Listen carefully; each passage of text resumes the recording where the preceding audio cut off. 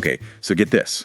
Today, we're diving into something everyone can relate to, right? Pet peeves. But not just any pet peeves, oh no.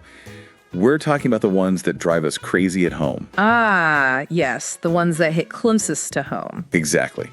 We asked folks, what is your biggest pet peeve about something your partner does around the house?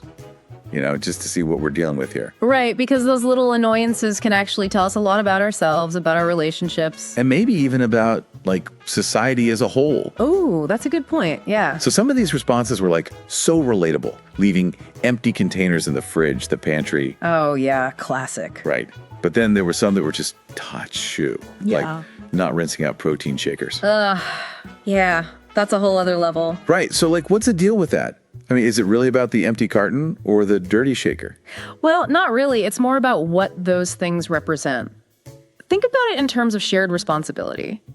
When we make agreements, you know, about who does what around the house, and those expectations aren't met, it throws things off balance. It's like one person ends up feeling like they're doing more than their fair share. Exactly. Like they're carrying more of the mental load. And that makes total sense. Like suddenly I'm not just looking at a dirty dish. I'm thinking about all the other invisible tasks that go into keeping a house running. Yeah, it becomes symbolic.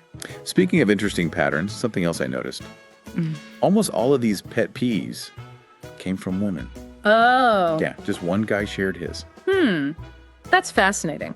Now, this could be a total coincidence, just based on who responded. Yeah. But it does make you wonder, could this be a reflection of, you know, larger societal patterns? Oh, interesting.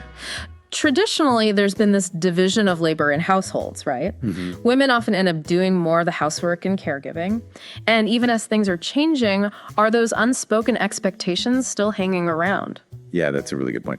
Okay, so the one male perspective we did get was kind of funny.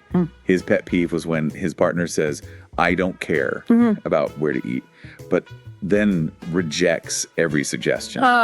Yes, the classic I don't care paradox. Right. And I feel like we've all been on one side of that at some point, haven't we? Oh, absolutely. And that can actually tell us a lot about how we communicate in relationships. Okay, how so? Well, what might seem like a simple food preference on the surface might actually be about a deeper need. Deeper need. Yeah, like a desire to feel heard and understood, even if that's not being said directly. Yeah.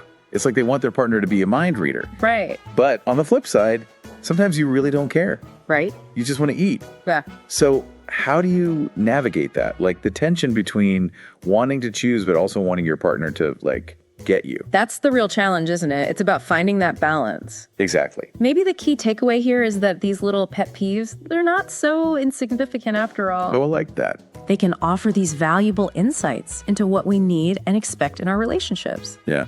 So the next time you're, like, totally annoyed by an uncapped toothpaste or a pile of shoes by the door, take a second. Pause. Yeah, pause and ask yourself, what's really bugging me here? Yeah. What expectations is not being met?